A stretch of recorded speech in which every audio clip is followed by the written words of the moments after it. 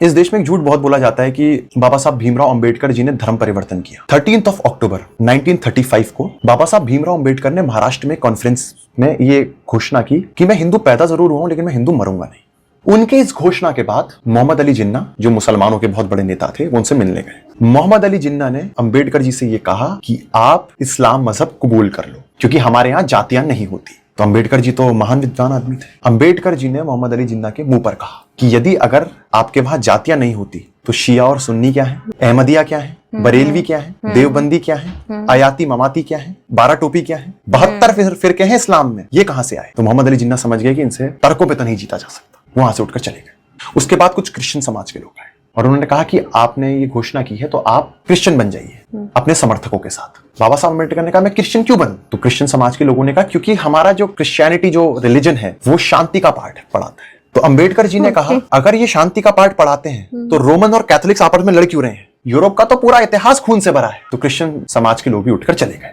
1935 से लेकर 1956 21 साल लगे। 14 अक्टूबर 1956 को बाबा साहब भीमराव अंबेडकर जी ने बौद्ध धर्म का दामन थाम लिया। लेकिन बौद्ध धर्म भी सनातन धर्म का अभिन्न अंग है। भारत के संविधान के आर्टिकल 25 के तहत बौद्ध, सिख और जैन हिंदूज हैं। एक सनातन रूपी अगर कोई वृक्ष है, उसकी शाखाएं हैं बौद्ध, सिख और जैन।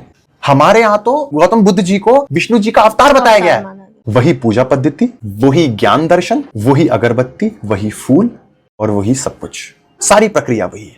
सबको पता है अंबेडकर जी महान विद्वान आदमी थे। इस्लाम मजहब कबूल नहीं किया, क्रिश्चियनिटी में नहीं गए, रहे सनातन में ही, बस उपाधि अलग ली।